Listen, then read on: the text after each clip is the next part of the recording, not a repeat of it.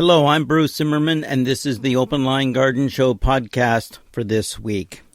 Now, each year, the AAS organization, which is a nonprofit organization that is celebrating its 85th anniversary this year, and it is a nonprofit trialing organization.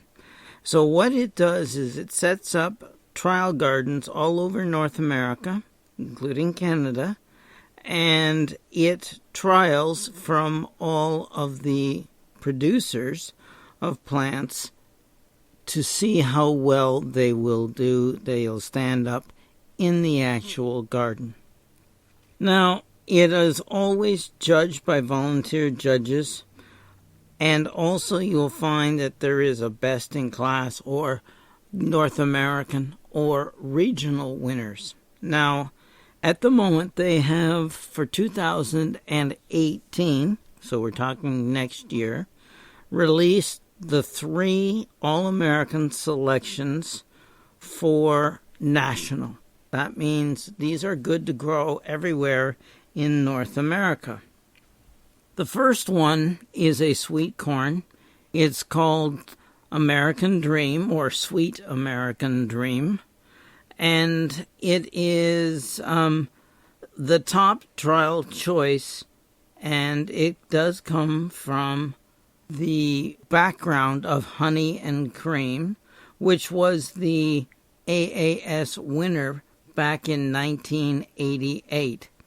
So it is a really good corn, okay? Now, this one has excellent germination rates. It's very tender. It's a super sweet kernel. It will be great in the home garden, and that's what we're really looking for here.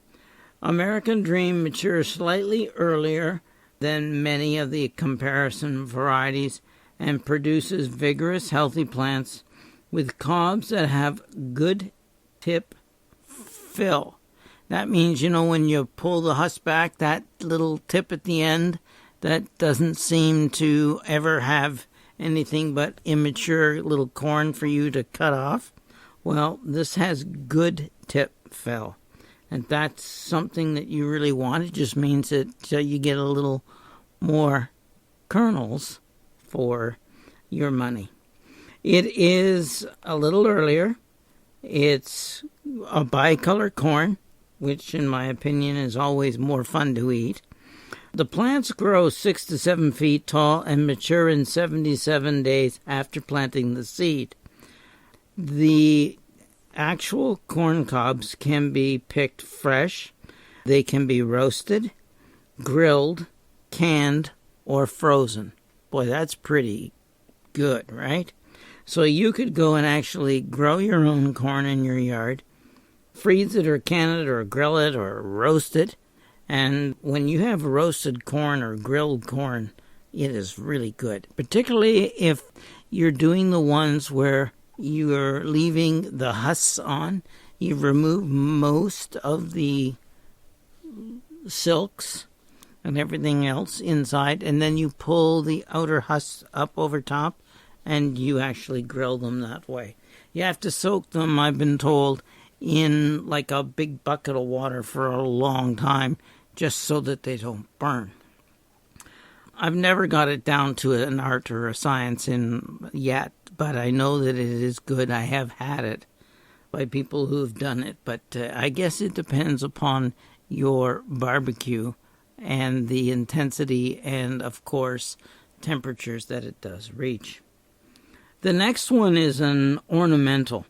And normally I'd say, okay, an ornamental, whatever.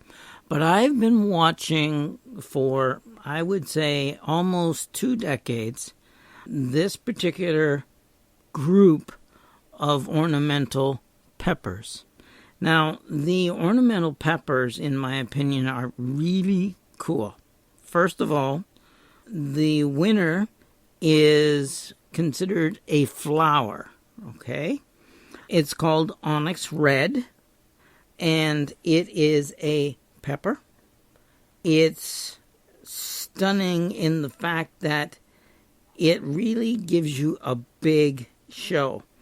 It's an unprecedented, compact, well-branched ornamental pepper that everybody's going to sort of take and use as a contrast in your garden. It has really dark black foliage.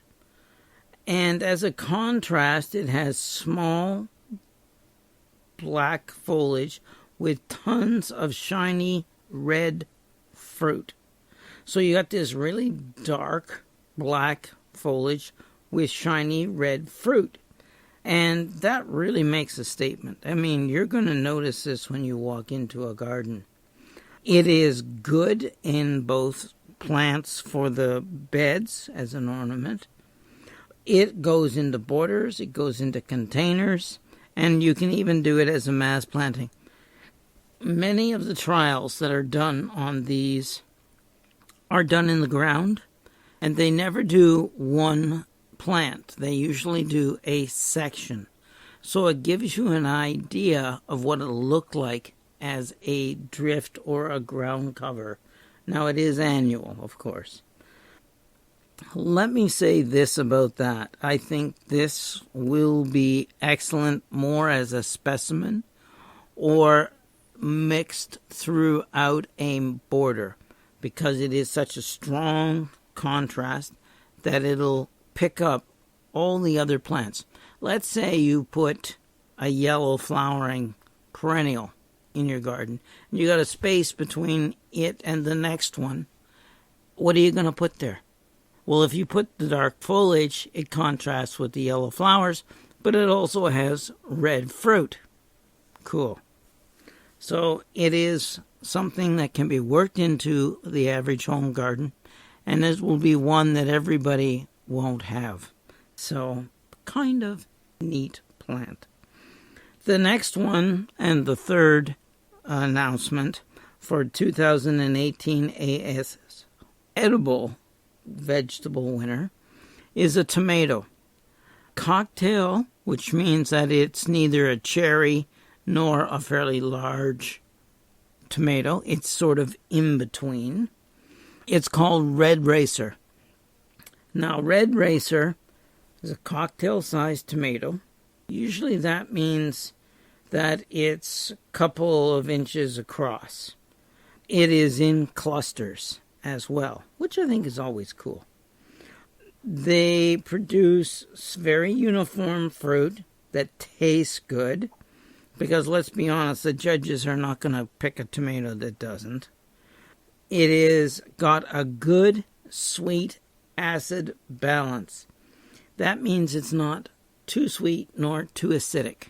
So that means that it has good flavor as well, not really so acidic that it upsets your stomach. And a lot of people grow the yellow tomatoes because they are so non-acidic that they can't eat them for that very reason. Now, it is a good, sweet, acid-balanced plant or tomato, and it's very uniform in size, and that means the clusters as well. So you've got decent-sized clusters on a compact plant. It's determinate, which means it's not going to keep going and going and going. It's only going to be a certain size.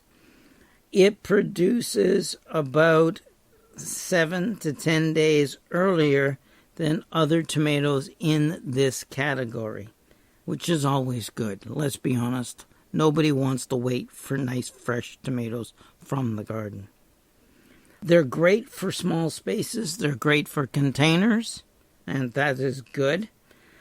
It is big in taste. The judges like the taste. And when they say it's got big taste on a small plant, compact, then I think you'll like it. Now, for those of you who are growing it as organic, your seed is available as organic or as conventional seeds. So you've got of choice here. The other plants we had just talked about, you don't. Okay? It does have an F1 resistance, which means that's fusarium, and that is good as well. It just means that it's got disease resistance. There is a pole bean. Now, it was last year, but I didn't tell you too much about it because I couldn't find any. This one was developed by a Dutch breeder. It's called Seychelles, after the islands. Pole bean. Now, it produces long 5 to 6 inch uniform, straight, stringless pods with excellent flavor. It has high yields. It has multiple crops over the growing season, so it's easy to maintain, and you get to continue to pick throughout the growing season, which is always good. The plant itself gets 7 to 9 feet tall, so you're going to have to make some supports for that one. And I think you're going to find that a lot of vegetarians and vegetable lovers are really going to enjoy the productivity and the fast-growing nature of this plant. It's early to produce crisp, delicious pods.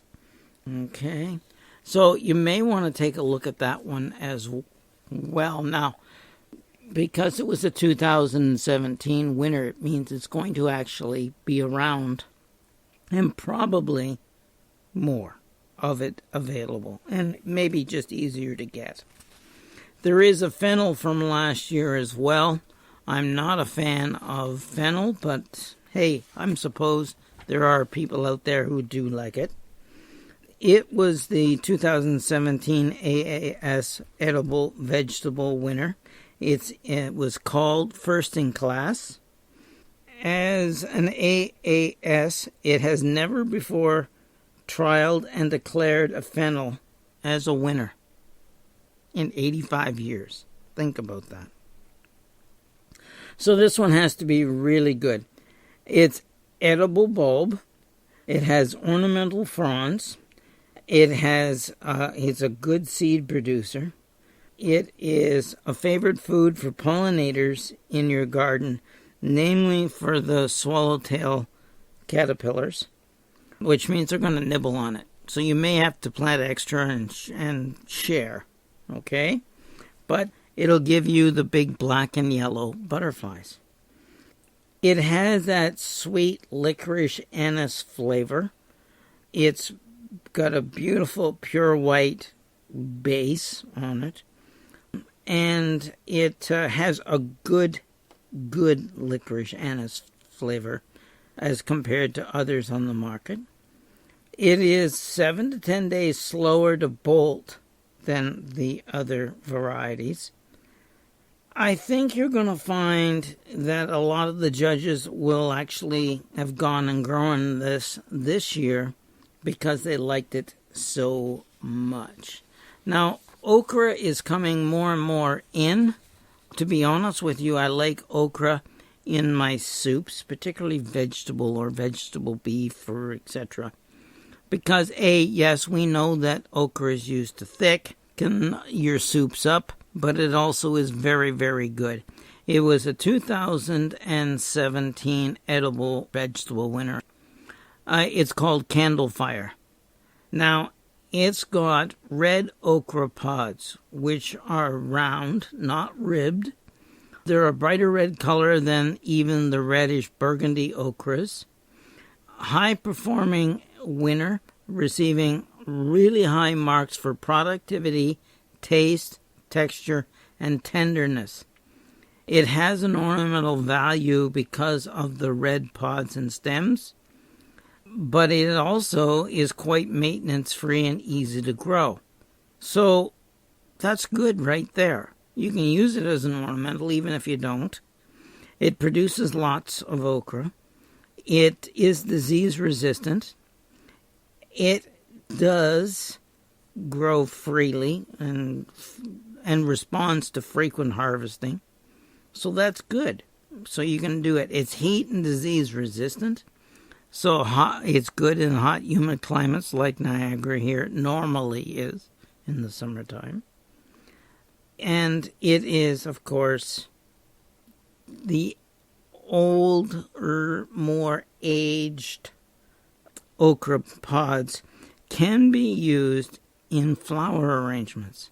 Now, I haven't seen this, but this is what they tell me. I'd like to see this one. And the dry seed can be used as coffee without caffeine. Now, there's a plant to grow. I'm Bruce Zimmerman. This is the Open Line Garden Show podcast for this week.